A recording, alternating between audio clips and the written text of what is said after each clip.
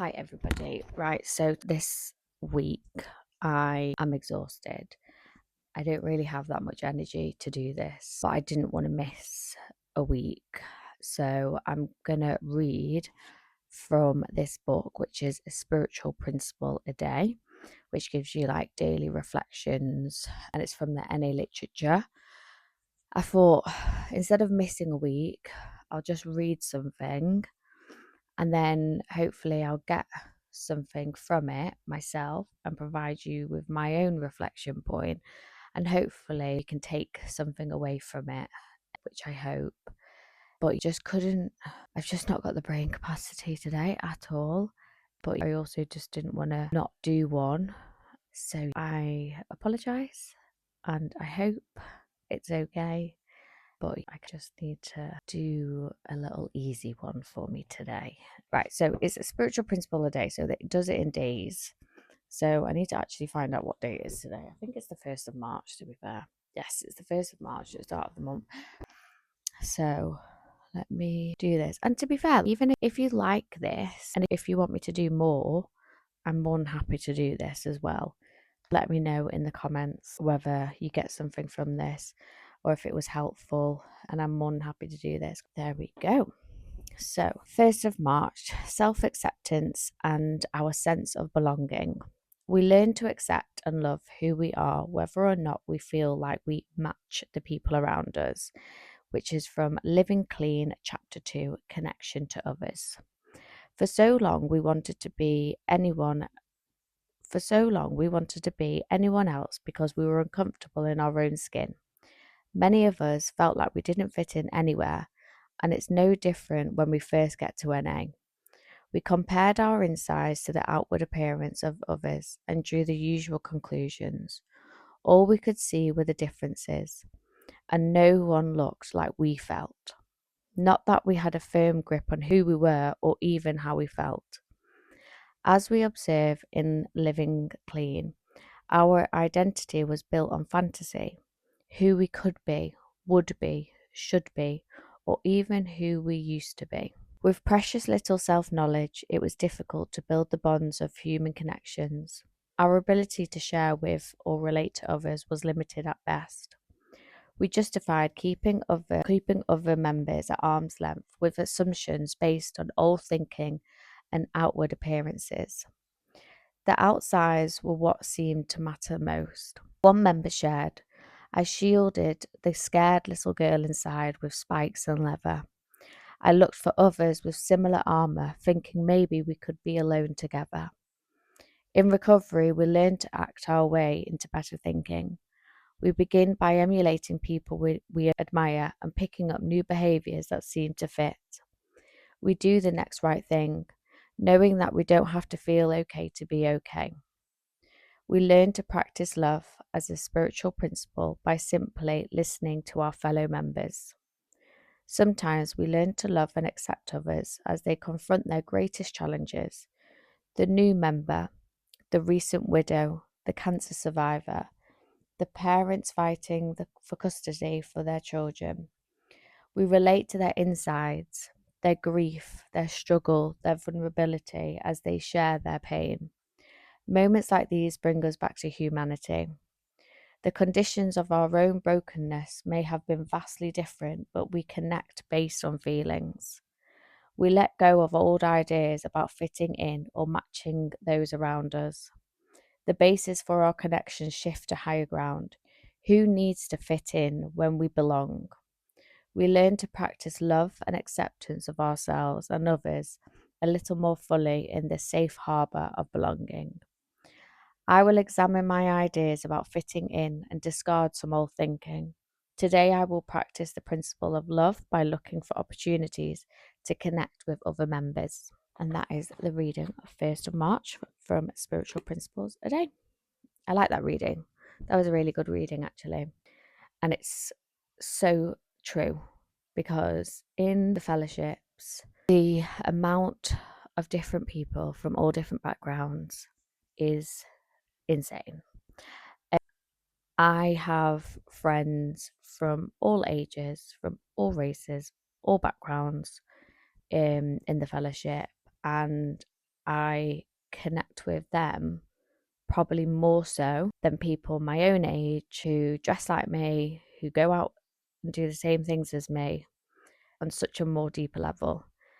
And it's because we have an understanding of each other. We have an understanding of those feelings that we felt when we were in a really dark place.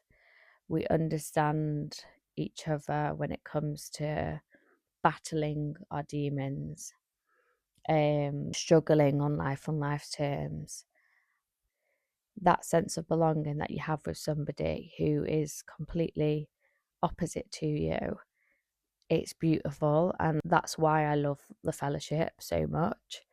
It's like yesterday I was at a meeting and I was sat chatting to a guy who is 20 years older than me, and we went through his family background, and I found out his grandfather was Muslim, and it's like, just I would just never, if you met him, you would never ever think anybody in his family was Muslim. And we just connected on that level. And then we connected in the fact that we don't believe in organized religion, but we understand why there's religion and we understand why there's faith and everything. And the conversation was so good.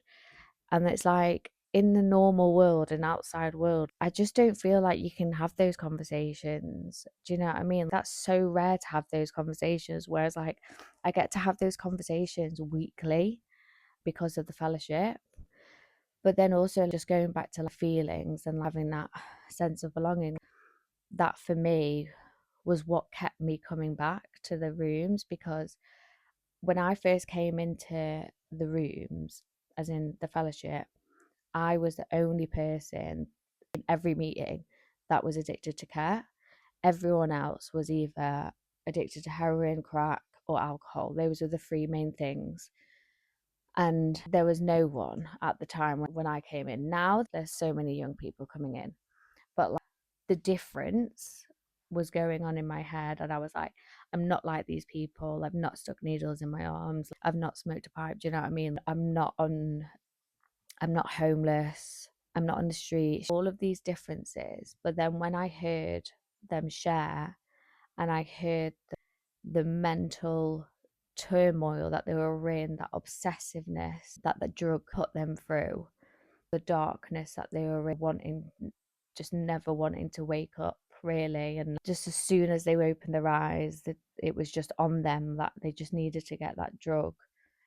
That was everything that I related to, and I got that, and I held on to that so much at the beginning, because if I listened to the differences in my brain about all the stuff that was different from us, I would never have lasted.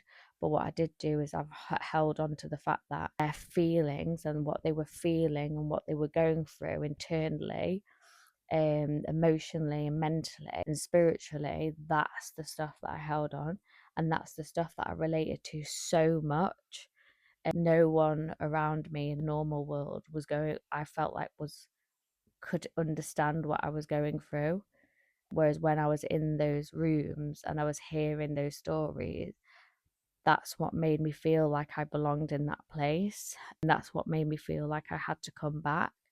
And that's what I try and tell these newcomers, especially urban addicts, that they really struggle getting the identification when they go to the other fellowships. And that's why I found I'm in Anonymous, because I wanted to get rid of that struggle at the beginning, so they could have that identification from the get-go.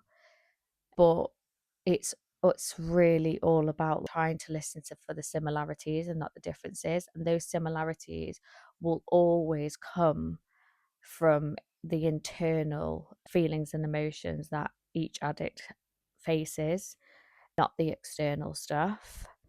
Obviously, you'll have people that have had similar upbringings and stuff like that. I get that.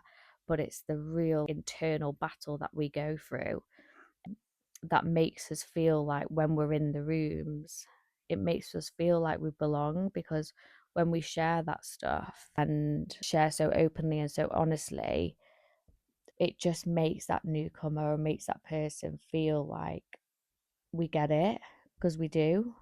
Do you know what I mean? addiction, no matter what, just does the exact same thing to everybody.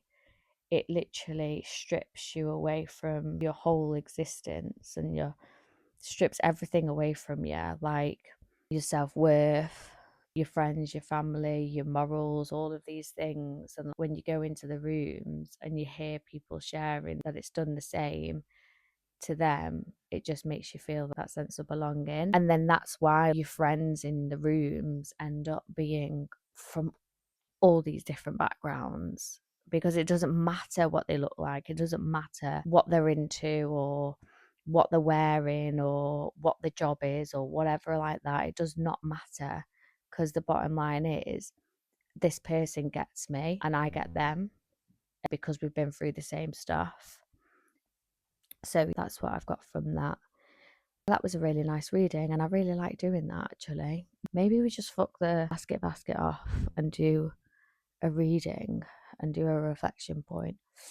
What are your thoughts on that? Because I like that, but then I want to do it. I want to be doing things for you guys and what's best for you. So please let me know in the comments, and if you can like, share, and then also subscribe if you haven't already. This is Still Addicted, and my name is Israh. Thank you. Bye.